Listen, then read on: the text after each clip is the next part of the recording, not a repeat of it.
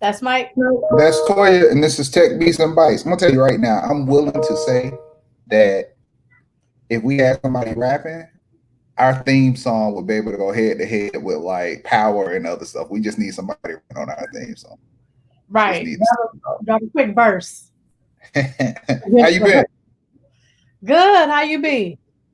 man? Elections, new campaigns. Tired. Cut a mohawk in. I'm tired, man.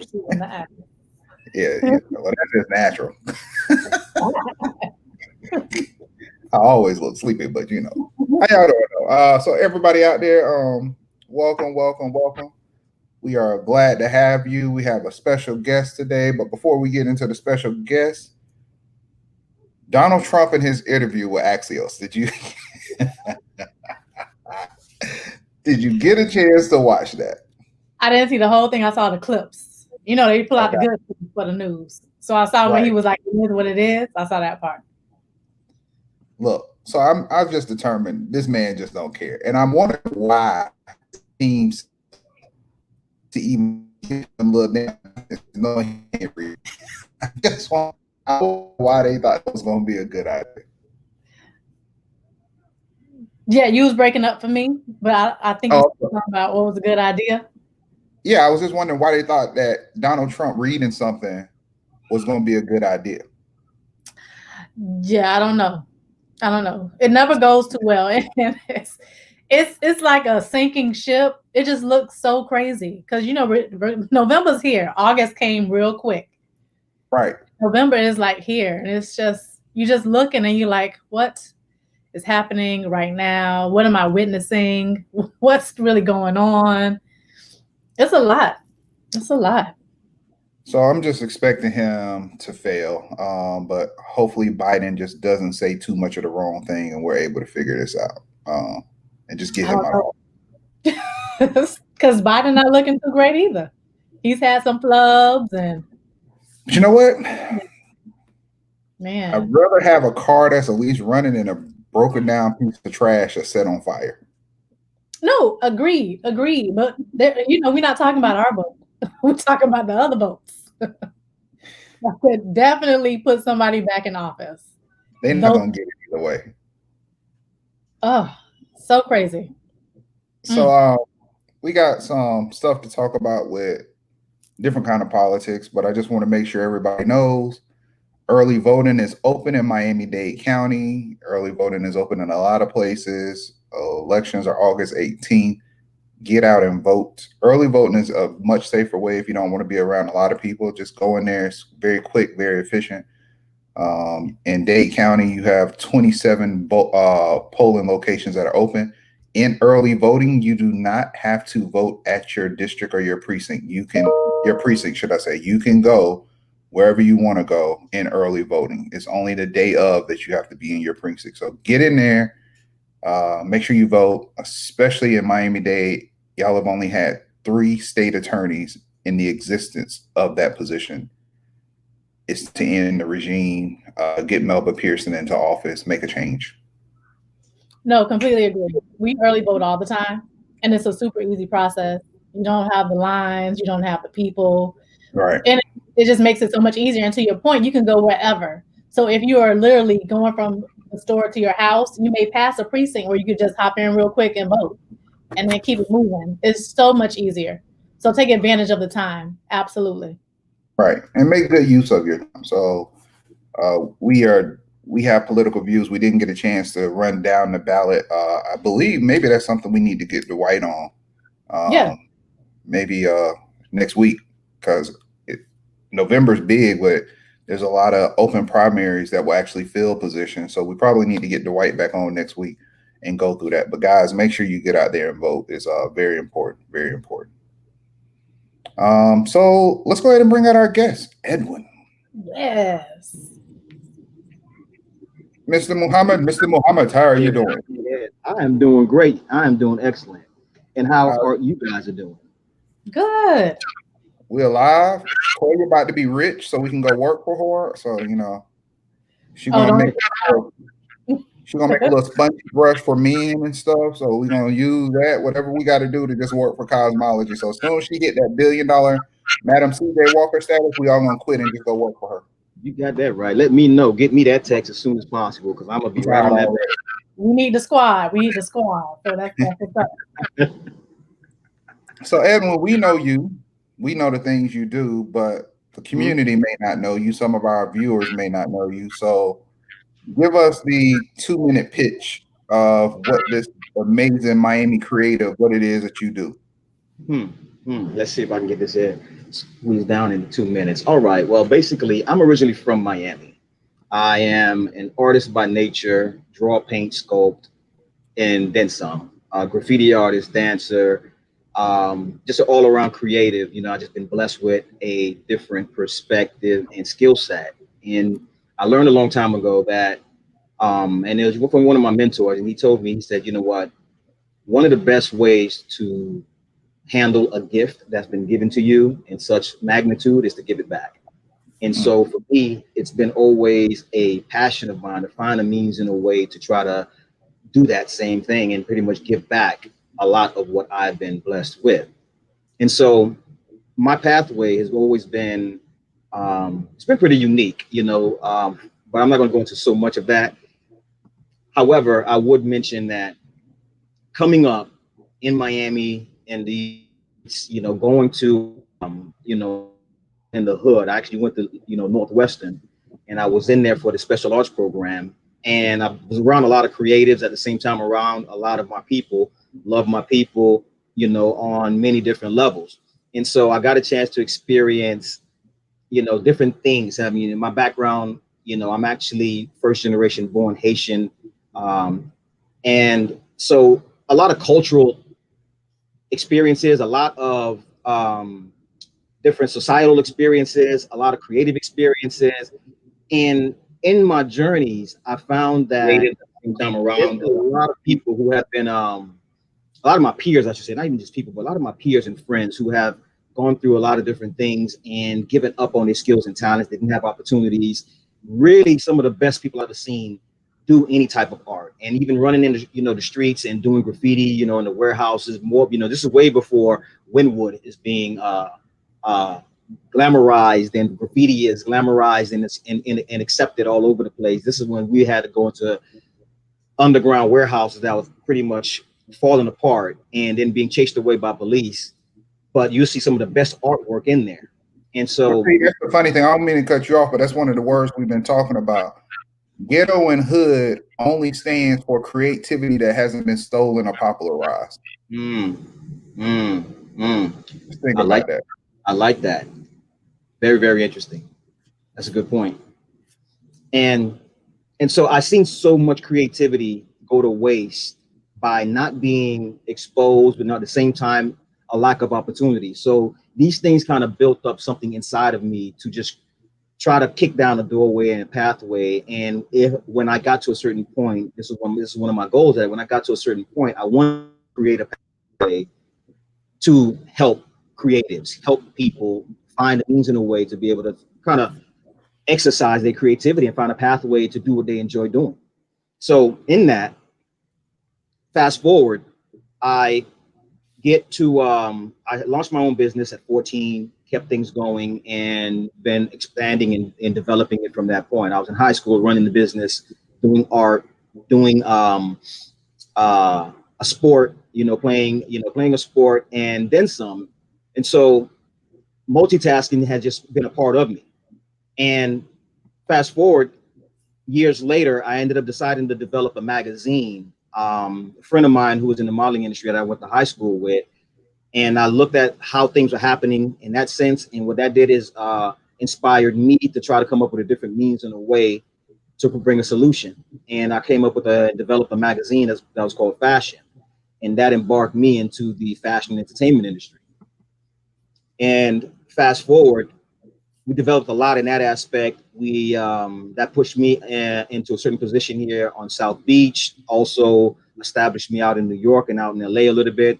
We did some things out in Atlanta, and it positioned me to really just kind of actually exercise my creativity in a different way. So now my creativity went from a lot more doing artwork to now a lot more creating experiences. And with that, that allowed me to just kind of engage with people more, learn more about people's behavior. So I got a lot more into the marketing aspect, working with different brands while we were doing a lot of fashion shows, a lot of events, pop-up events, private events for different companies and so forth. That actually created a lot of opportunity and opened up a lot of doorways. I learned a lot while transitioning and going through this phase and going through being a socialite, having the popularity and so forth, and seeing and being around celebrities and seeing all these different things and being in the biggest circles from top tier celebrities to different entertainers to different business owners to different individuals who are extremely rich and uber rich. And but it never swayed me and took me off the course of my path. And so I kind of made sure that I stayed focused because I had a goal in mind that was bigger and beyond all of those things. So the intention didn't get to my head. That just kind of helped me to just kind of identify people. I always stayed on the street level. One thing I didn't mention is that I've been doing community work, working in our community, doing a lot of mentoring, going door to door, helping, the needy and so forth. All of that from at 17 years old and nonstop, and even to this day, continuing that. So these things help put perspective in me. So I didn't get swayed away by the industry. I learned about the industry. I learned what, the valuable parts of that. I learned what to stay away from and how to handle temptation. And so I was able to navigate that, did a lot on the beach, South Beach, heavily. We did many different events working with a lot of brands and hotels and so forth, which allowed me the opportunity to experience corporate business on a different level. I think that's one of the key points that you just made, because if you look at it, one of the things, like two things I can think of, you're kind of reflective of myself and Dante. You're another version of Medium 4 as far as doing media, design, creative, and the work you do. But yet we're still friends and we collaborate and we work together just to show people we are working together, even if we do the exact same thing. Right. Another thing to give credit to that was you actually taught us some of the elements of how to film and do work when you were initially doing the stuff at Black Tech Week. And we saw your setup. We was like, whoa, this look a lot better than our setup. We need to step our game up. So I think, just like you said, the nature of giving and what you want to do and the things you like to do in the community as a parent, because I know you've instilled that with us with our company. So I just wanted to give you a shout out for that. I appreciate it. Never knew that. And so one of the programs and everything you have with your experience, and I wish people could see what I'm looking at. Two things that pop out as me is Brainwash Media, dope name, dope logo. Appreciate that. You respect brand integrity, and you have that. But you also have a different integrity where you do high-end stuff, but you always seem to try to stay grounded to the streets and helping people in the community. What have you seen as either your success or your challenges of trying to balance that? Because I know sometimes when you got to push it to the next level, money and ego can become an issue, but you've always seemed to be very grounded within the community and within yourself. Yeah. That's a good question. One of the things is that in my experiences, specifically in my experiences on the beach, I've found multi-millionaires, from our community and beyond. I've been around, I did a series of events for the Versace Mansion, and we used to run some of the programming out of there. This is when it was really private. This is when nobody can actually get in there. And I would be around some of these, a lot of these white folks, and even some of our other people. And they're extremely rich, but they're not happy. It's not coming from a real place. And then I would see certain other people, and I'd be in other environments, and the next day or maybe even that evening, then I'd be out at another event that may be quote unquote hood. And it can be with a number of people who don't necessarily have anything. On the weekend, I go and I'm doing now community work, and I'm seeing people who have nothing but extremely happy. So you were cocaine and pain versus Hennessy and smiles. Yeah. And so I like that. And so what put perspective for me is that it ain't got nothing to do with money. Mm-hmm. It's something about your perspective on life and how do you really find something that really fulfills you.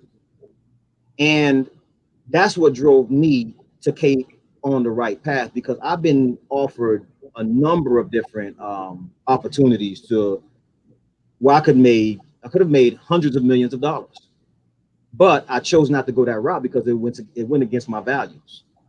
And I had to make sure that I continue to reinforce my values while I'm in this and while I'm dealing with all these things, so that way it does not deter me. And so I constantly remind myself, I constantly look, and I constantly stay connected to the streets. And so when it comes down to, keeping that perspective, it's always been for me, the fact of, okay, what true happiness comes from? It doesn't come from having a fat bank account. It comes from truly aligning your life with your, and having a value system and doing things that you enjoy on your terms. And so that kind of just, kept me focused to continue pushing on and pushing through. So when the temptation came there, I've been offered, I know for one of the projects that we had, a model, for a modeling project that we launched. And I got offered $2 million, of investment from, from an individual who wanted to be a part of that. But it just wasn't the right fit. His vibe and his goals and objective just wasn't the right fit. So Everything I said, is going to work out. Yeah. Yeah. Because I mean, I could have went into bed with that whole situation, but then that would have been a bigger situation and a problem later on. And so what do you think is the structure of your holiness to not expose these things? Because you have stories. You got stories for days, and some of the stuff you're telling me is the first time I'm hearing it. Is it? Do you not tell the stories because something you just don't want to be attached to, or is it just not a focus? Because unfortunately, we know people, they like resumes, they like the bios, they like to know what you've been affiliated with, and you keep those things rather private. Is there a particular reason why you and there's no wrong answer, but I like people to understand the conversations me and you have online. Is there a reason why you strategically move that way? You know what? It is a reason. There is a reason for that, and it is not to hide anything. It's really, I'm careful about who I bring around my circle. I'm careful about what information I share at the right time. One thing that I've learned that over time is that you can share a lot of information with people, but they may not be ready for it. And information or knowledge before it's time can become a burden. And sometimes I stay quiet on a lot of different things for a reason, because I know that the temperature is not right. And I stay connected to the streets a lot. I stay connected to the industry a lot. I stay connected to people on different levels a lot and getting a feel as to what things are.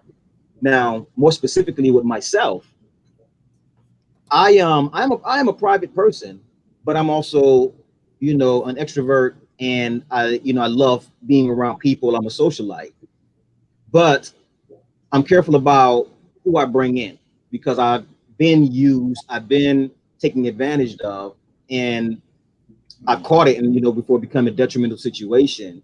And I've been really, really reluctant on sharing certain things until the right time. So hold on real quick. Your story reminds me of somebody that has a historic family name, and you want one of the primary foundations of Dade County.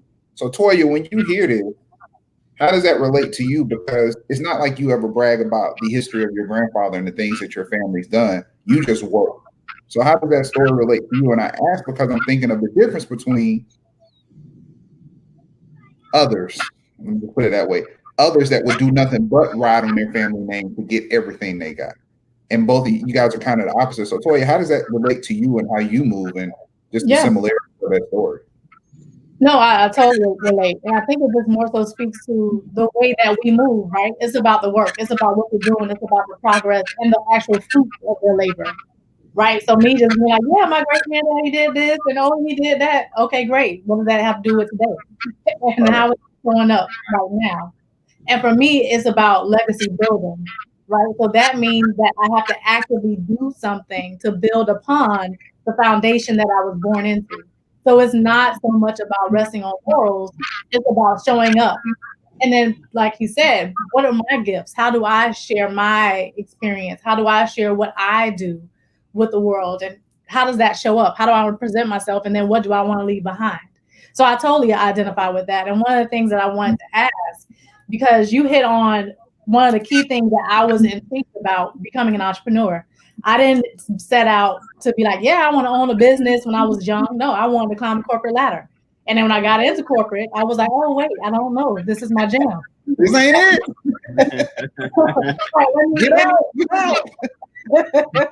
Let me rethink this a little bit.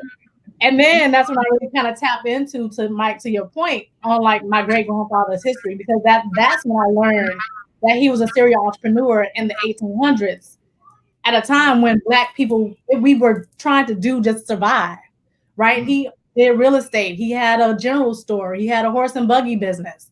Like, he was doing a little bit of everything. So I wanted to kind of ask you about that, because you started kind of young. Did you know that you wanted to be an entrepreneur, or you just kind of just continue to roll with the punches? And then what were some of the hard knocks that you learned along the way? Because for me, my corporate experience helped to like give me some ends and to know how to move and to do some different things. Coming in it raw, that would be like a whole other experience, because you're truly learning along the way. Yeah. Well, I did start young, and it wasn't a thought of mine about entrepreneurship. I know my parents had their own business, and I didn't think nothing of it. I was like around 11, 12 years old. I just wanted to do something. So I don't know where it came from, but it was a drive in me that just wanted to just kind of just do something. And so my father had an auto body business, and I would go there and I would ask, and I would even ask some other friends that was nearby that had a car. Just asked to see if I could just do some work. I'm like, can I just do some work for you guys? Can I just work in? And then they kept telling me, no, they're like, you're too young. And I'm like, okay, I didn't understand that. And I'm like, well, I mean, I want to do something. And they kept telling me, you're too young. I kept going back. They kept telling me, you're too young. By the time I got to 14, I decided that, you know what, I'm just going to go ahead and do my own thing. And so I went, and I remember going by, and this is over in Liberty City at the Carver Center, right off 62nd Street and actually 61st Street and 7th Avenue. There was this guy doing some airbrushing out there. And I already knew how to skill. Me and my brother was actually drawing on our shirts and doing characters. We was always drawing and doing different things. And so You were doing the Bart Simpson pants back in the day? What's that? You were doing the Bart Simpson pants back in the day? Oh, we did a lot of those. Yeah, indeed. Well, the things sold for $250 at my school in middle school. I was selling them things for $1.25 a pop. Wow. Yeah, I went ahead and I had this guy say, listen, can you teach me how to airbrush? And so he was like, you know what? Okay, I'll teach you. And so he showed me, he said, I'll come back tomorrow. I went back that next day. He showed me how the device worked, and I made a couple of lines. Then he said, come back tomorrow. Again, I came back the next day and he wasn't there. I went back again the next day, and he wasn't there. He was gone. And I'm like, well, damn. Okay, well, let me just go ahead and see what I can, what I can do. So I went ahead and worked on trying to invest in getting my own equipment. Eventually did that and worked with my brothers, and then opened up. No, actually, we worked on a shop, for ourselves, but we actually worked with someone else in their shop, and we were doing t-shirts. And then we continued to grow from that point. Then we went from that location up a shop over at the USA Flea Market, and then continued to grow from there. And then I, over the years, just expanded that and opened up 2 other shops. I was at the 163rd Street Mall, had a shop out there, and so it was just a matter of me just, having fun and exploring my creativity. And it wasn't like entrepreneurship. I want to be on this level, but I always had this drive in me, and I just kept wanting to go to the next level, kept going to the next level. So from there, from the t-shirt airbrushing business, that went into a lot of designing, and then we opened up a graphic design studio, opened up a warehouse, started doing printed t-shirts and doing designs for a number of different artists locally, and then we also did a lot of the. In fact, we did the Wu-Tang T-shirts. When you watch that ice cream video, I never forget, it was a crazy thing because we had to work around the clock. And that ice cream video with the T-shirt that had the Wu-Tang symbol logos all on them, and then also the GZA logo that was just introduced. We printed all those shirts. Wow. And History. I know, right? Yeah, actually that is about that, but I didn't know what we were doing. I'm like, yo, let's just ride, let's do it. I'm a fan, let's make it happen. Right. And so from that, just kept growing, and then doing more and more stuff where I did some work for the city, did some paintings with the city, the Orange Bowl Committee, and did quite a bit of buildings, and painted actually hand painted quite a bit of buildings. I did 6 buildings. I did 6 buildings throughout Miami. And then I learned from that okay, you can't stay at the level, because this is right before the digital era kicked in heavy. And when I was out there painting, I'm on a swing state on the side of a building that's around maybe 10, 12, 15 stories, and I'm painting a huge mural on the side of it. But I seen technology coming around the corner, and it was like, okay, they're starting to print these things, and I'm like, okay, I gotta upgrade my skill level, because if I stay here, I'm gonna be put out of business. I need to go ahead and now switch up. So I got away from doing that, went more into designing, graphic designing, and continued from that point. And then that's where I went into the designing, and then launching the magazine, and then going from there. So it's just been a trajectory of just moving things to the next level, constantly moving things to the next level, and exploring creativity. And that's why it is, literally. One of the things I love about doing this show, Toya, is finding out about our friends, because sometimes they just doing stuff on a whole nother level of dopeness that we don't always get to see. And like now I'm just mad I don't have one of them ice cream shirts. Like, I need me a what? A butter pecan or French vanilla maybe?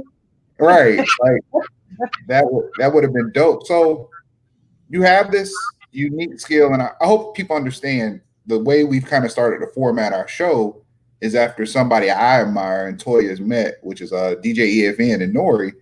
And what I realized, the conversations of the tech, the bytes, and everything else, it'll come up as it comes up. But there's so many people to highlight, and there's so much for everybody to learn. Because I don't know, the news is just boring right now. The news is horrible. Same thing every day. Right, it's the same shit. And it's about 30 other people y'all covering the news. And shout out to StarX and Jill. Y'all want to know about the news? Check them out at 9 o'clock in the morning. Fresh Squeeze got that on lock. High Low got that on lock. Hold on, Dante, mute him if you can. Keep that mute going on Ed. But if you really want to pay attention to it, there's a shift of money right now, right? And with this power shift of money, we've had the conversations about some of it seems to be coming from guilt. Some of it seems to be coming from unforeseen or unknown awareness, which when you're Black, it's like, how could you not have seen what we've been going through? But when I have the conversations, I realize they are, especially a particular group of people in Dade County, just seem to be totally oblivious to the fact that the Duffy riots put them where they're at now. Like, Black people been fighting for y'all. So it's hard for me to register that this only happened in the 80s and they just don't seem to know, oh, we just came out of, people, if you haven't done your history, and if you're an import here, implant, and I think Toya and Edwin, you guys can speak to this even better. Miami was not always a majority Hispanic county. And you got to know the difference, that this county was very black and white and very rich and poor. And Black people weren't just chilling on South Beach. And I think sometimes we take some of the history for granted of what people understand. And that's why I made the point earlier, like, there's only been three state attorneys in Dade County. So you got to think, that kind of sounds like a kingdom of running shit. So if you have a whole county, in theory, and people say this county changed and it exploded off of cocaine money and everything else, but if in the last 27 years, only one person was controlling that, and if you think about the control of power, right, a lot of things has been missed historically. So before we get into the we got change for $1 and that program you have, I want to know from both of you all, how do you see that the fact of the old guard of politics and everything else of how money is moving and policies are moving, now that people are kind of paying attention to politics and paying attention to police brutality and everything else, being native Miamians, what do you guys see as the change that might happen in the next 10 years, the next 20 years? No, so I think definitely 2020 for real is the year of like clarity and vision, right? So it's changing how we see things, it's changing how the world sees us, and just not even Miami-Dade, but just looking at across the board, right? So there was an incident that just happened recently in Aurora, in Colorado, where the police pulled over a family, a black family. They were just getting their nails done, and they had like a 6-year-old girl on the pavement in handcuffs. Like these things have been happening. It's not new. Just like you said, the McDuffie riots in Miami, not new, right? Virginia Key Beach, not new. The fact that that's where black people went because we couldn't go to South Beach, right? The fact that Muhammad Ali was at the Hampton House because he would fight on the beach and then have to go over there and say, look, this is nothing new. And it's the fact that I think that right now, because we talked about it before, people are at home, some people are not working. So we have people's attention. And this is the time to share these stories and to continue to enforce what we can do and how we can evolve and change, because now people are paying attention. People are online, they're looking for content, people are exploring different things, they're creating. 2020 has been a hard year, but it's also been a very pivotal year. And we can come out of this in a whole different way. And just seeing how Miami-Dade, to your point, is changing. There's a lot of focus. People are holding people accountable. It's not so easy to just have an article come out in a headline. It's like, how can you show and prove? What are your receipts? You're not just going for it anymore. You have to show up and you have to put in long lasting changes to ensure that we're not trying to go back to what it was. How do we move forward and make it last? Yeah. Yeah. Oh yeah, I completely agree. 2020 is definitely a trial, and I appreciate 2020 because 2020 actually is like an X-lax, and it's clearing us out of a lot of backed up mess. We have a situation where people are compacted and concentrated in at home, forced to, can't go anywhere. And you're forced to just now absorb the information that either is given to you on TV or that you can find on the internet. Till this day, people are not, people can't go to the bars, they can't go to the club, you can't go and find entertainment. You're focused in one particular area of getting information. And so people are hypersensitive right now. And when it comes down to a situation where now you have, this situation like with what happened to George Floyd, it's nothing new. It's been happening. Situations have been happening. Situations have been happening here in Miami, and caught on camera and shown. However, that was a real strategic pivotal point because people couldn't go anywhere and couldn't ignore it. And people was already frustrated and emotional, and that was just like the perfect storm to respond. And now we have a situation, and then coming to the point where you was asking regarding to Miami and how things are changing and the economic status, and also that happening nationwide. Right now, you can't hide anymore. There's no more hiding on what your values are. 2020 kind of set the scenario where you can't hide where your values are. You can't ignore the situation anymore because everything is out in the forefront. I mean, from politics to social, the social construct of things have been brought to the light. When you have somebody like we have President Trump in the office, and he's doing what he wants to do outright, and you have these politicians who've been doing the same thing that he's been doing, and even worse, who's been in office for the last 15, 20 years. And it's just been so much things that have been compounded that now we have no choice but to react and respond and show what your value systems actually are. economically, things are good and bad. In the city of Miami, economically, things are good and bad. Money's flowing, but money's not as available as it used to be.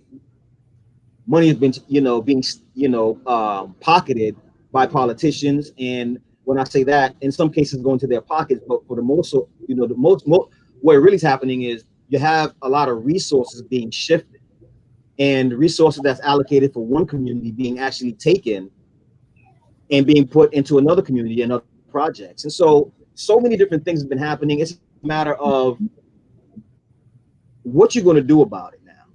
Those of us who have been victimized by it, those of us who have been seeing it from a distance, those of us who are the beneficiaries of it.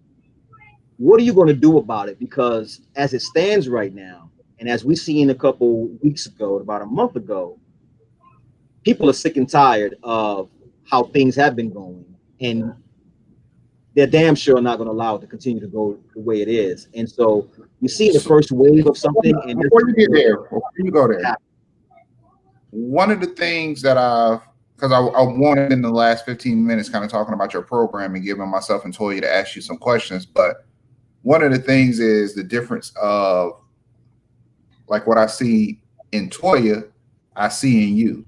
Toya is more so the person, see a problem, build a company to solve the problem or find a solution for the problem.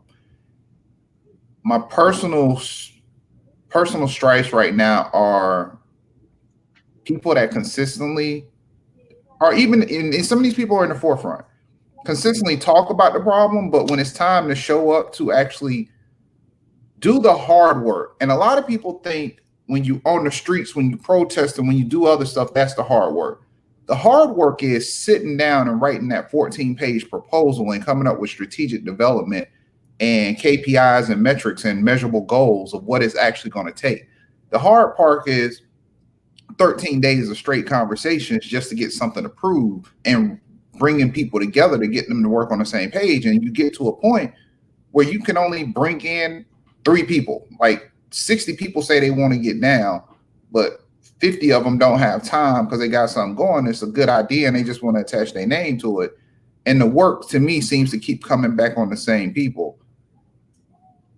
I don't understand how we have so much talent, but so little collaboration when it comes to fixing these problems. Last thing that look like, nigga, you don't know Miami. No, you know. That's why you asked the question. But you know what? It boils down to this: if people like to talk.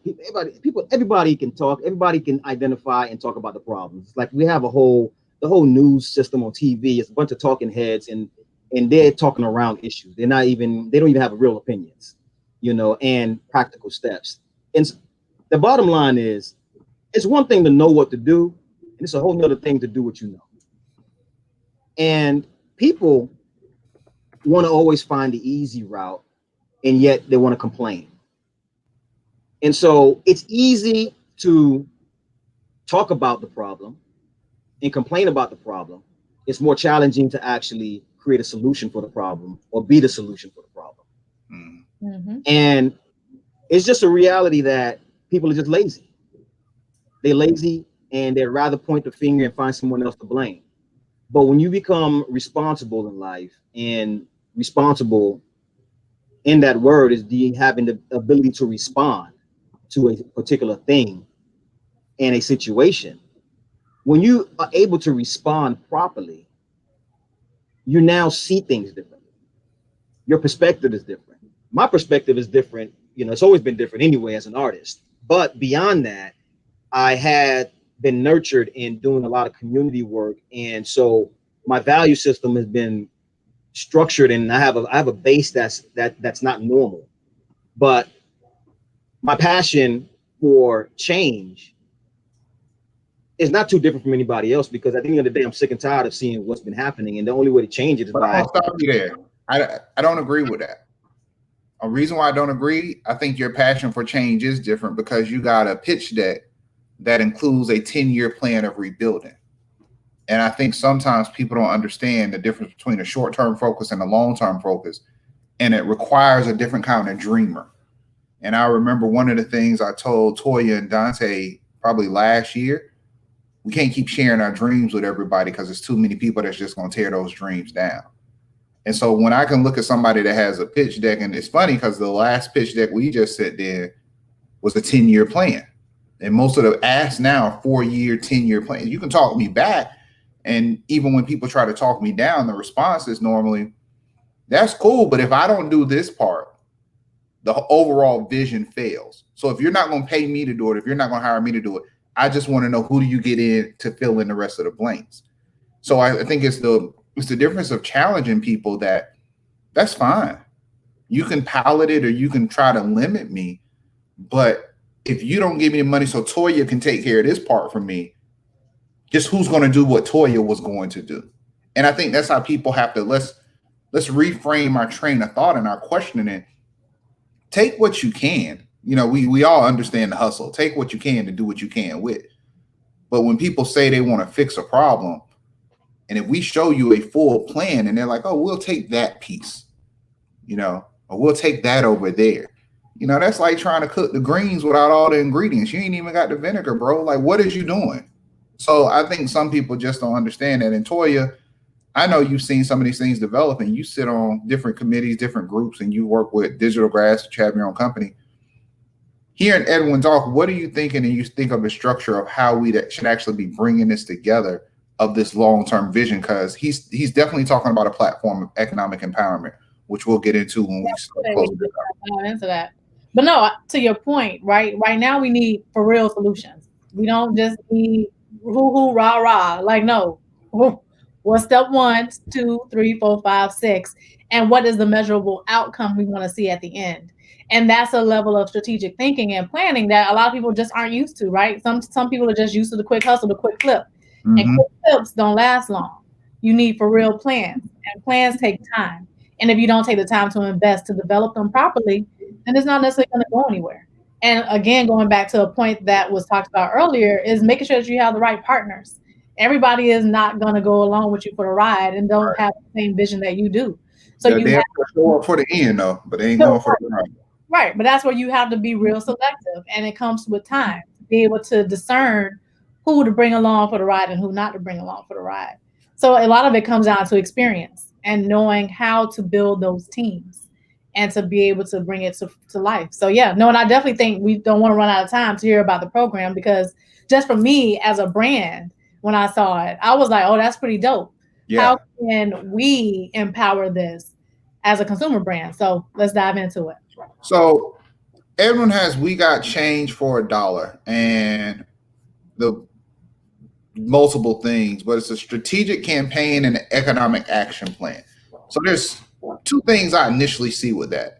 An economic plan. And I want a lot of people to understand, for Black America, your freedom will come with economic empowerment, because money is power, and the money can change the things that are holding us back. And if you think you know politics, but you don't know lobbyists, you already don't know politics. If you think you know politics and you don't know who's funding politics, you don't know politics. There's a difference between the old school politics that we were taught in school versus becoming an adult and realizing who's pay to play versus who's really about their people, but who's about their people because they're attached to these platforms. There's so much more to it, but economic empowerment changes everything, because as we said, this George Floyd thing only became so big because we started threatening people's pockets. And when their pockets got threatened, it's like, oh, you don't care about Black people, we're not going to spend money. You start realizing when Black people don't spend money, it's not just us that don't spend money, it's the people we affect because they follow our trends.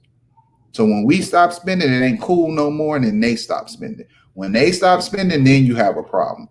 So you got to understand that power of what's only in Miami-Dade County, 20% of the population, in the nation, 13.7% of the population. So they say.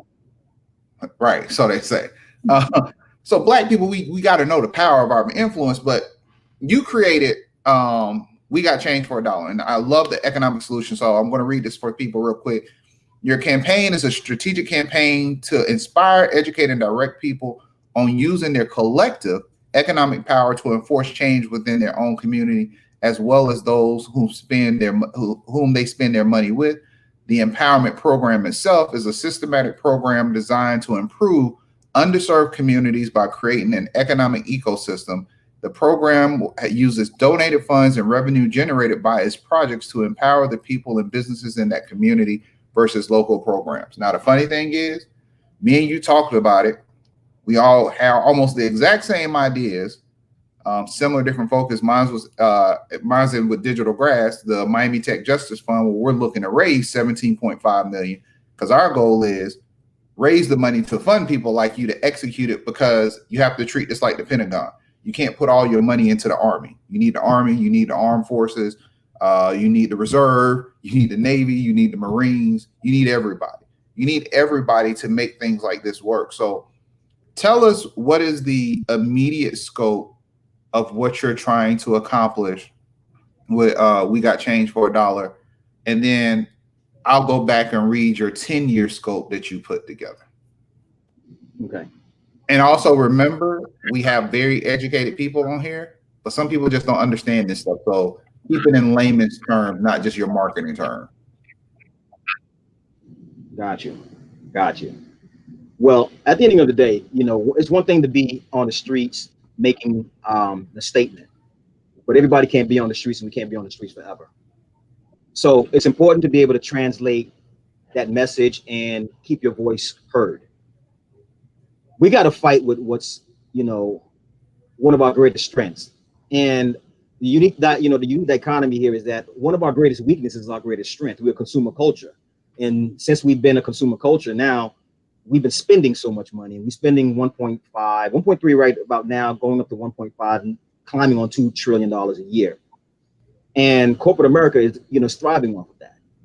And beyond that, our cultural influence drives the economy of this country and the rest of the world. So similar to what you said.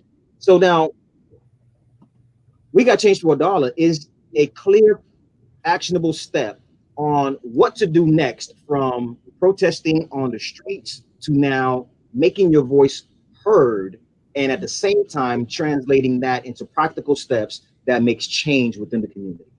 And how it does that is simply by learning and getting people to understand, how do you use your economic dollars? How do you spend your dollars to actually make change? And it's by a simple decision.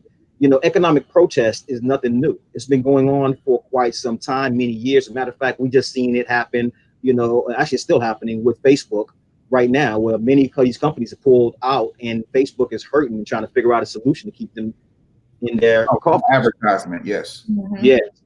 And so when you are spending money with somebody, that's actually you speaking, and that's your voice. There's something that's called your economic voice, your dollar vote, your dollar voice. It's mentioned in there's several different terms for it. But at the ending of the day, when you do speak financially without saying a word out of your mouth, you have power. And we have that.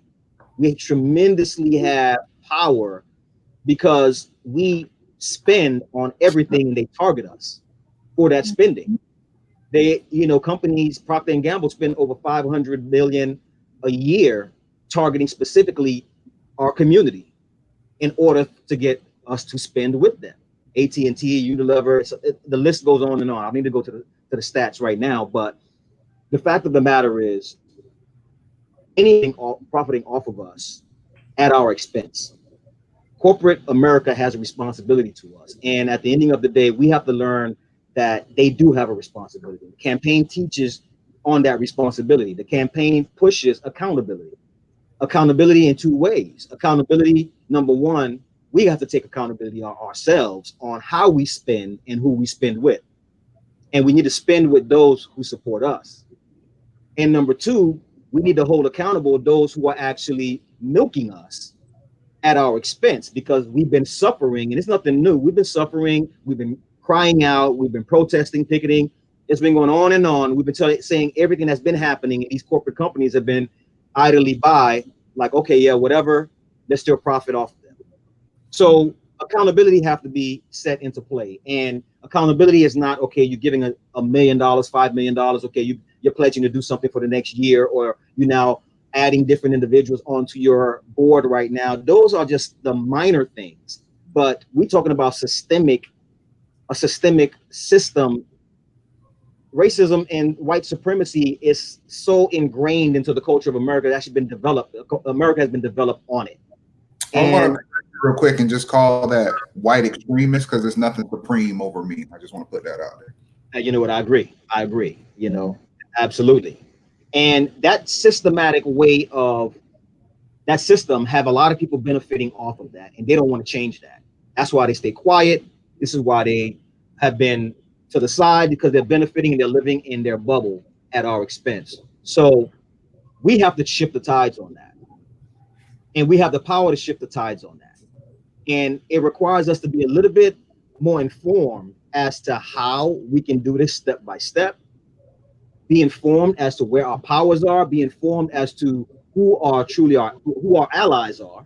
Mm-hmm. And at the same time, going after those who have been utilizing us at our expense and holding them accountable and putting pressure where pressure needs to be. And so the campaign highlight these practical steps that lead into a second phase of it, which goes into the economic empowerment plan, where that actually is where the rubber meets the road in creating an economic ecosystem within our community that's sustainable. So by campaign, do you mean a promotional campaign that really sort of highlights the stats and everything? Like, what are the technical implementations? What we're going to see from the fund? And then also, how are you planning for brands to participate? So for instance, there's an option, there are different apps. So we're on Shopify, right? And on Shopify, you can install apps to do roundup, to where customers can round up their purchase, and then that money can be donated to an organization. So are you looking to do some of that? So get into some of the specifics about how you're implementing it, and then how we can support it. Yeah. Got it. Okay. Now it trickles down to creating real actionable programs that makes change, which requires a commitment. So we have what's called the economic empowerment projects, and these projects are specifically designed to create a solution around a particular problem in our community. For example, you have youth education and training that needs to happen. We need therapy and counseling. We need financial literacy. We need family development, and there, health and wellness. And then there's a few more different categories. So what we do is create a project around one of these here elements. I'll give an example of one of the first rollouts that we're getting ready to do. There's we have a lot of issues in our, and I mean issues as far as mental and anxiety. You're talking about a lot of emotional strains that we're experiencing, whether we think that we're sane or not.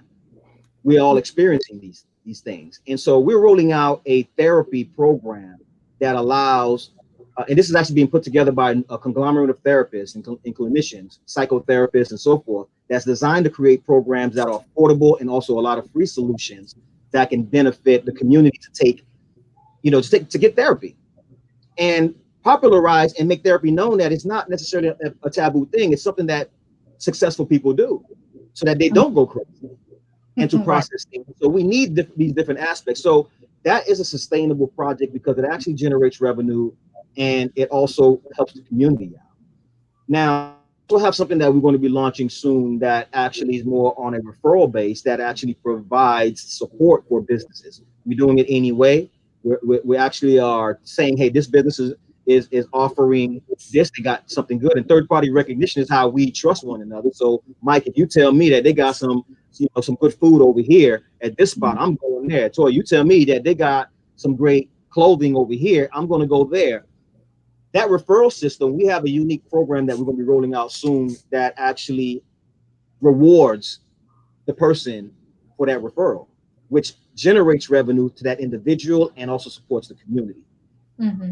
These types of and there's a number of other different ones. And so what we do great examples. Oh, thank you. So what we do is create practical solutions that has a broad reach in helping the local business and at the same time the individuals in the community simultaneously to come up and create new habits, because we have to create new habits within our community in order to create, you know, generational wealth, in order to create legacy, in order to create long-term solutions that's going to be able to support the community and our youth that's coming up so they can have something. We have to create new habits right now. And so for us to create those new habits, we have to take, you know, real strategic approaches and aggressive approaches. And we have to make a commitment as businesses within the community to be able to give back, make room in what we do, to work with one another, because there's power in working interdependently. And that's one thing that we have to really learn how to do. And once we are able to do that, and this program offers a means and a way to do that, and it rewards you for that, habits, and those new habits allow us to establish change. I want to find a way to make you a part of the fund we're putting together, and with that amazing question that Toya gave you, because one of the things we're doing is continuation of our fraternity brother and a good friend, Joey Womack. We're continuing a platform called Founders Therapy, where we actually bring founders to sit down, almost go through like what you would see in AA, but having an actual therapist and a psychiatric evaluation there to actually help them work through some of these problems. And our goal is to be able to show that, hey, with the therapy and with these sessions and having people they can lean on, that they know, hey, I'm not the only one going through this. We actually see an increase of their production, increase of revenue, increase of their services, because they're able to think more clearly and they have more of a resource. So I definitely would want people to understand to not make light of mental wellness, because, you know, I remember having to take the time, even now, you know, like Saturday, I call my Saturdays or Z Club days, where I'll just either wash my car, do something with my car, but I put down my work phone and step away from business and do something that's totally for me, that I totally enjoy, just to clear my head and just to reset, non-work related. And it's not even mandatory. It's just something to do, something I enjoy, because I love cars. And so I think what you're saying is important. It sends goosebumps for me, because what you've done is so aligned with the things we've been talking about, but so different that it's perfect for collaboration versus any form of, oh, we're competing. And I think that's what people have to understand, because you start building these things. The biggest problem I see with people is it's actually harder. And I've learned this, especially with certain companies, maybe not with foundations, but definitely with companies. It's harder to ask for $150,000 than it is to ask for 10 million. And if you ask for 10 million and they know that 10 million is going to 5 organizations, they feel even better, because what they don't want to have is point of contacts with 5 different organizations, but they do want to have a point of contact with one organization to take credit for working with 5 organizations. So I think that's the other thing. People have to be strategic. You got to be strategic with ask. It was harder for me to raise. I couldn't get $250,000 for a microbrewery, but I was able to get $10 million for a microbrewery hotel. So sometimes if you dream too small, people will treat you that way. But if you go above and beyond of what they can even imagine, and people adapt to that. And I think maybe this is why someone needs to hear this kind of thing, but quit minimizing your dream. Let people sector off what part of your dream you want to put together, because Edwin, I'm assuming this document becomes public, or this document is turned into an active website so people can actually follow this. But if people are able to see your plan, this is well thought out. It's well executed, measurable results, good KPIs, structure of mental wellness, shows how it expands within its ecosystem, giving you a opportunity to either join the project or make a contribution to the project. But it's so well thought out and it's so deliberate. But I think that comes from also thinking like an entrepreneur, because you're still thinking, if it's not a profit of cash, it's the profit of impact. And I think some people need to realize that's how us impactful entrepreneurs think. Every time it's not always about the dollars. It's just if we know how the dollars will make a change. And I think you've done a beautiful job with that. And I don't see how we don't. I know me and you had already talked about working together. When you had just started writing it, you said, let me finish it, you finish yours, and we'll see how they work.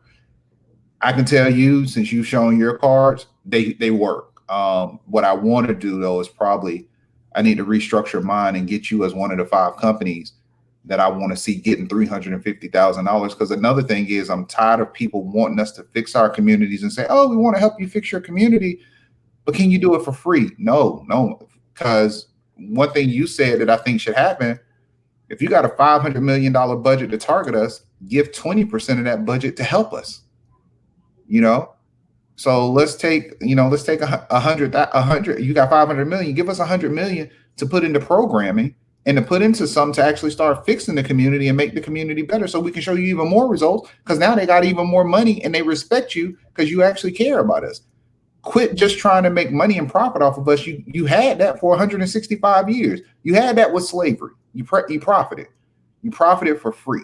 At this point, pay for the pain and suffering. And I think this is, for entrepreneurs, these are the reparations we want. Don't just cut us a check. Just give us a fucking opportunity. I don't need a check as much as I need an opportunity. I'll earn my money, but it's going to come one or two ways. Either change your procurement, change your funding to actually support Black people, or donate because you don't want to see us make the money.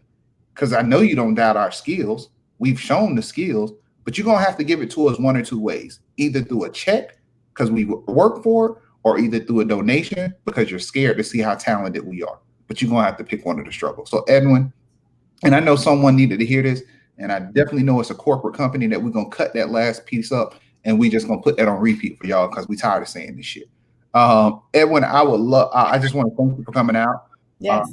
No, thank you. Thank you for having me. Really, I appreciate you. I want to invite you back. I want to invite you back for 1, for the collaboration, 2, for the update, 3, for any support that we can offer you, because this is a program, I think no matter how we're affiliated, we need to push it, because, Toya is doing her thing with health and beauty, beauty and wellness, should I say, but there's so many components that you have where we just got to bring us entrepreneurs together. And, I love certain people, but we gotta rethink the Chamber of Commerce mindset. We got to rethink these old school collectives and do something that's just dynamic.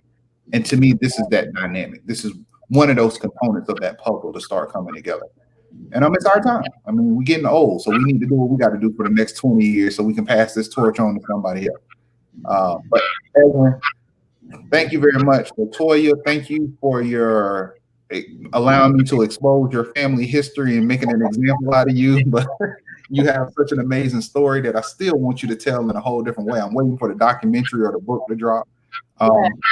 Thank you for everybody that's watching. Please make sure you comment, like, share. We'll be doing a restream tonight at 8 o'clock. So instead of trying to tell your friends the story, just tell them to watch it again at 8 o'clock. Edwin, let all your people know you did a great interview with Tech Beats and Bytes and Digital Grass, and it'll be back on at 8.